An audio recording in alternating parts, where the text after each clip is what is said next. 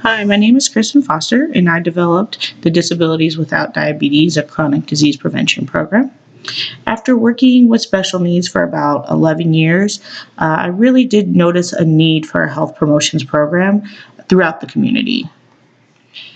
Now, the goal of Disabilities Without Diabetes is to reduce the incidence and prevalence of diabetes amongst the special needs community. Now, it is very important to note that the special needs community does experience a higher incidence and prevalence of diabetes than the general population. And this can be due to many factors, such as other serious issues taking precedence over developing healthy habits, such as special needs children learning to be able to just walk, talk, and in some cases, even just chew without assistance. All of these and many other factors go into why healthy and nutritional habits tend to take a little bit of a backseat to other pressing issues. Now, developing these healthy habits at a young age in the special needs community is just really imperative. And we plan to do this in the Phoenix community through education and the development of healthy behavior habits. Now, in order to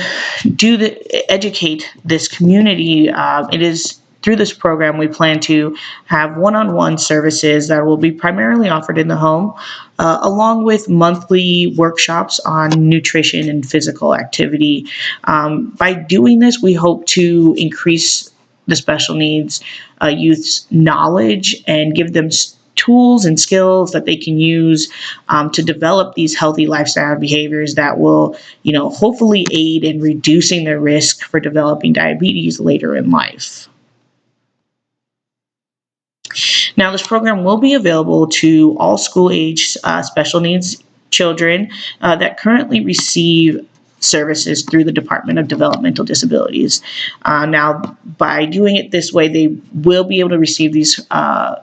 services free of cost. Additionally, it does allow for a more independent and individualized program planning for them. It also allows for the convenience of having in-home services, as well as being able to offer the workshops monthly for nutrition, physical activity, diabetes awareness, and prevention information. Now, offering all these services to these parents for their children is really important, and the easiest way to have these services really marketed to this population is just through their current care agency, since they are all receiving services from the Department of Developmental Disabilities. They are in pretty consistent and frequent contact with their agencies, so it'll be really easy and a smooth, convenient transition for them to begin this program. The overall mission of Disabilities Without Diabetes, as I mentioned, is to drastically reduce the incidence and prevalence of diabetes amongst the special needs community, not just the children, but adults as well. Now, this is seen to be really important because, as we know, with the general population, developing healthy habits at an early age tend to really impact the habits that are used later in life. Now, with the special needs population, this is actually more true and even more important because the habits that are formed at a young age are the building blocks that these children who eventually grow to be adults really carry throughout life. And the hard part within the special needs community is that these habits can be extremely hard to break. And not only are they hard to break, but when habits are changed and routines are changed, it can create extreme psychological and emotional trauma for these special needs adults, in which many parents and agencies that are working with these adults really tend to not want to do because the the cost really outweighs the benefit. All of the psychological and the trauma and the emotional issues that come along with changing the routines that have been embedded in these adults' lives for so long, really isn't worth it to them, which is why it's so crucial and so imperative to start this program and really help develop these healthy habits at a young age so that later in life they're not experiencing these chronic disease issues such as diabetes, and that they are really able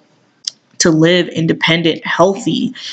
lives, which is really an important part of being independent, is being healthy and not needing so much assistance, not only medically, but emotionally. And,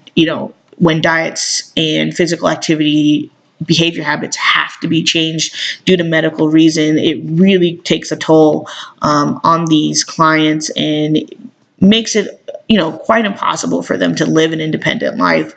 needing constant monitoring for nutritional and physical activity, where if these habits can be formed at an early age and really built into their daily routines, it will really help prevent a lot of these issues and traumatic events that they really have to deal with later in life. And we'll really hope just to not only decrease the risk of diabetes, but allow these clients and participants to have an active, independent, healthy life.